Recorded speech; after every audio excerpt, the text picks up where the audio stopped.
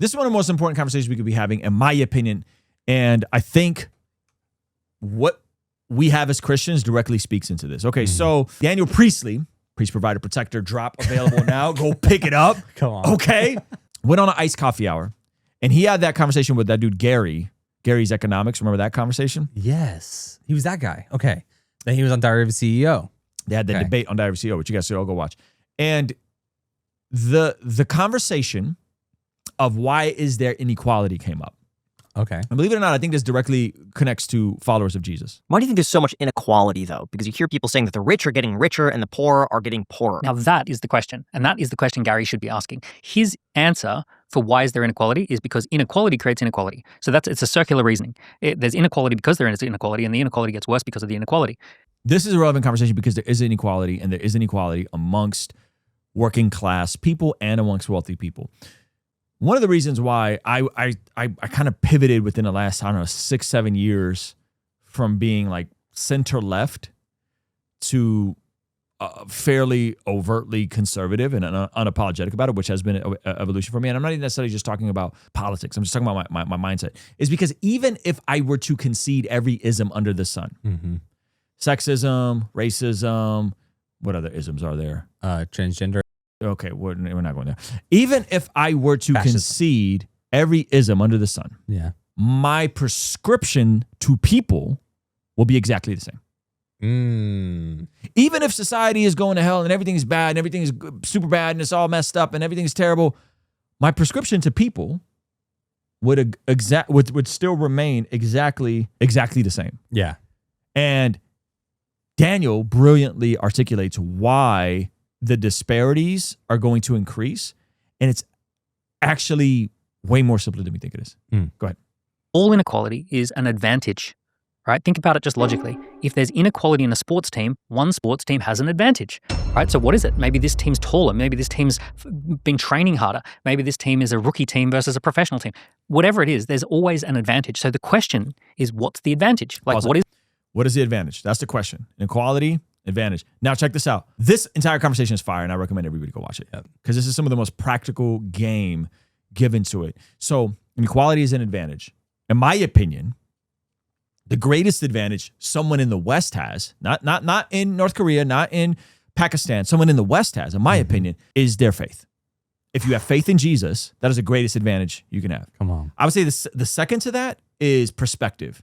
And I think when you have faith, you have perspective. For me, I would take it a step deeper, say perspective in that I've traveled internationally. I'm not from this country, so I have that perspective. Yeah. Right? The immigrant perspective. So faith is massive because you can view yourself differently because of what God declares your identity to be top down. Come on. And you have something bigger that you're moving towards. Anything I'm attempting to build is not for me and my glory. I'm trying to build something to help people, ultimately ushering in the gospel. Right? Whether you're a Christian business owner, Christian creator, or a secular creator who's a Christian, doesn't matter. What is the advantage right now? The biggest advantage is technology. And technology... I mean, come on. This man's cooking. Biggest advantage right now is technology. Yeah. How you're able to learn, use, scale with technology. I think oftentimes the deeper issue with these things is not having any sort of theology for this, which is why I did a devotional several months ago called Occupy Till I Come. This is actually from the Luke version of the parable of the talents or the parable of the money bags. And Jesus says to his servants to occupy or do business with till I come. So we put together this 60-day devotional around this theme that touches on ambition and touches on stewardship, taking you through the entire narrative of the scriptures in 60 days. And what's cool about it is every single day there's a reading around a passage of scripture, Genesis 1, if you want to go deeper in it. And then after you do the reading, there's actual custom journal prompts for every single day to walk you through this. By the time you're on day 50, we're talking about the resurrection. We're talking about the Great Commission. We're talking about being the light in the world and ultimately what we're supposed to do on this side of eternity until he comes back. And so this is available now.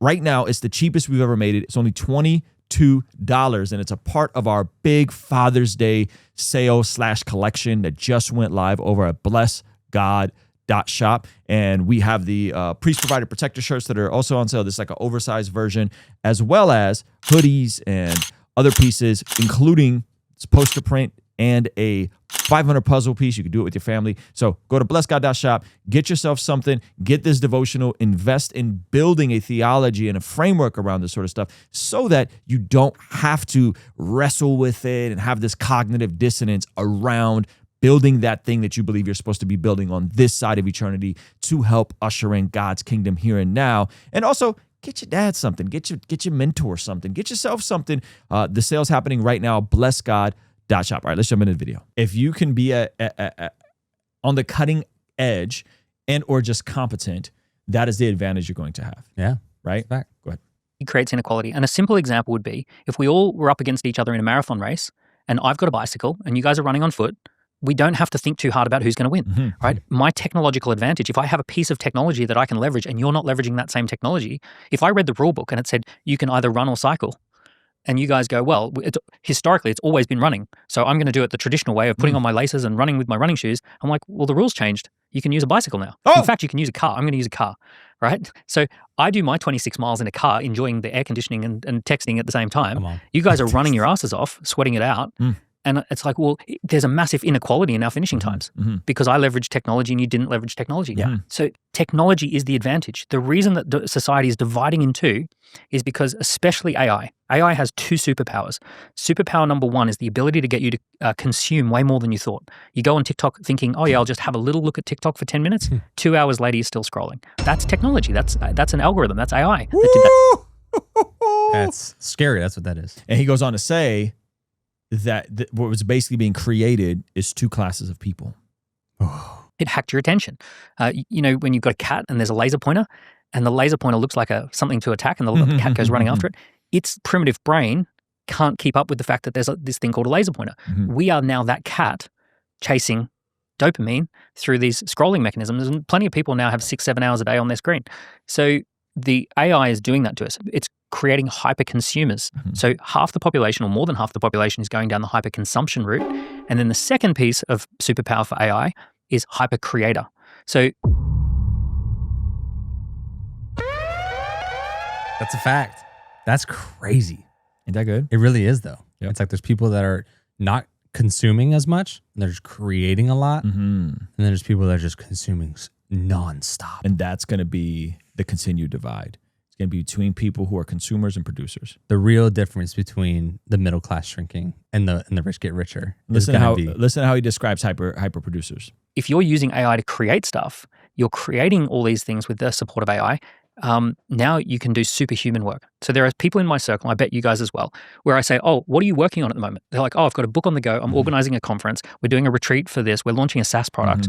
I've got a team of 10 people who are working on this. And I've got some people in the Philippines who are like outsourcing to this and blah, blah, blah. And you're like, wow, how are you doing this with like just a small dynamic little team? It's like, well, we use a lot of tech. You know, we've got an amazing tech stack. So these people are using technology to their advantage. Right. These people are being used by technology to their disadvantage. And that is the fundamental wedge. This is the bifurcation of society. And it's going to get so much worse by 2030. Shout out to Daniel Priestley. You guys should really watch his full conversation. I think this is one of those things where you're going to see more and more of a divide, but that doesn't mean that you have to be the one that's hijacked by the technology. You can be using the technology. And this is, I was just thinking about this, like a part of me is glad that the streams that we do on this channel, I create videos and I think they help people. The live stream is not the lion's share of where the videos come, where I have other friends that are creators and they get way more people in their live streams. And I think that's fine, but they'll stream for 3, 4, 5, 8 hours a day. And they'll get a lot more people, but their videos don't perform as well. Whereas I'm happy that this is a smaller community and our streams are smaller. The stream today is going to be less than 30 minutes. And I'm okay with that.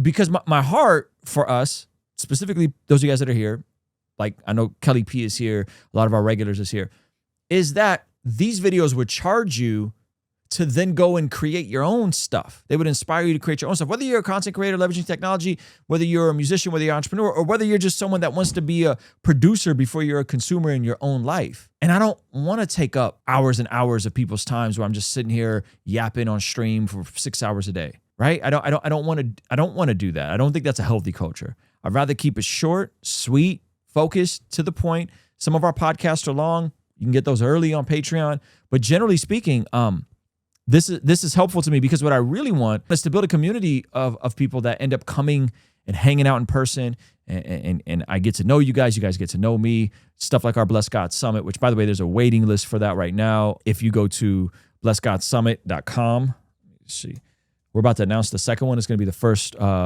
weekend in March. And then we're also doing some in-person events coming up in September. We're going to do Oceanside for a one-day event. We're going to be in Dallas. We're going to be in Nashville. We're going to be in a couple other places, San Antonio. No shots fired at no shots fired at David Wood and AP. Those are the homies. I love those dudes. I just can't do what they do.